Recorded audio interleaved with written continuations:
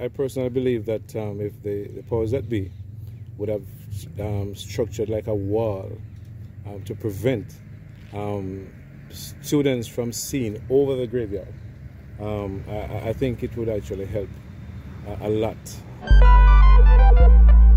We have been preparing for back to school for over 4 weeks now.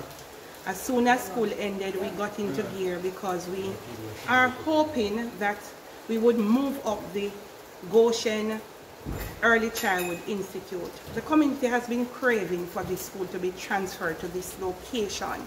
Reason being, where they are located, it is costly for the parents to pay for 2 transportation for their children to be taken to school at the Early Childhood Institute, and then for them also to be taken to the Goshen Primary School facility. With that, we have written and asked for support from the ministry for a merger. And while we await for the concretization of this, we are currently fixing the infrastructure to facilitate them, because there is a demand from the community for the smaller children to be here. One, the Early Childhood Institute is located directly beside the Goshen Cemetery, and parents dislike that. The Early Childhood Institute also suffers in terms of numbers, because parents opt to send their children elsewhere instead of taking them to the facility within the community belts. So what we have been doing is to seek the direction of the ministries to help us to get this off the ground. Where exactly is it located, and how far is it from this institution? Okay, it's the Goshen Early Childhood Institute is almost half a mile down, and it is located directly beside the cemetery.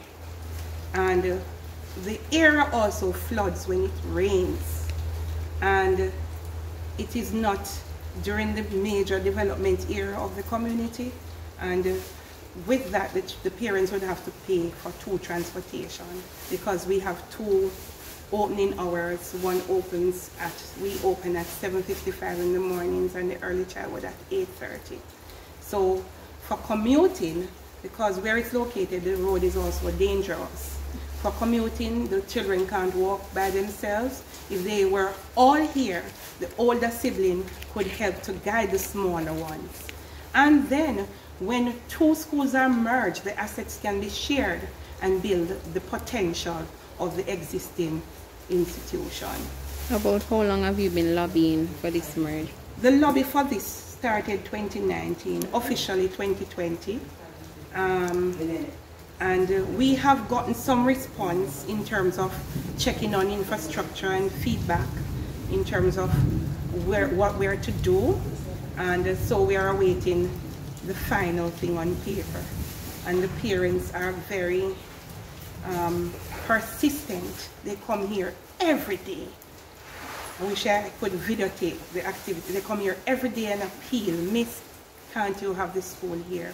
We've met, both boards have met, both PTAs have met, and we are soliciting the support of the ministry. We would have spoken to the principal at the Goshen Primary School, and should have indicated a desire for the Early Childhood Institution to be relocated to the same campus as the primary school.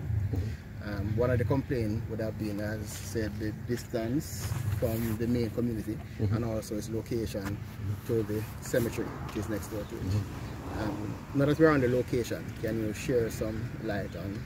Well, one of the challenges that we have been having, as you mentioned, is that the school is actually close to the graveyard.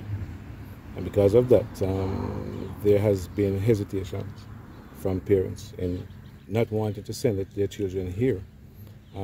So the interest was there from all stakeholders in putting the effort in place to make sure that the school be relocated to the primary school. I personally believe that if the powers that be would have structured like a wall to prevent students from seeing over the graveyard, I think it would actually help a lot in actually garnishing more members on the school platform. you know.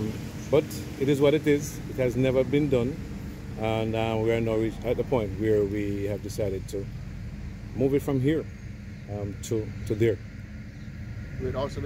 I've been told that whenever it rains, then the possibility of the area being flooded is also a cause. That's correct. That's correct.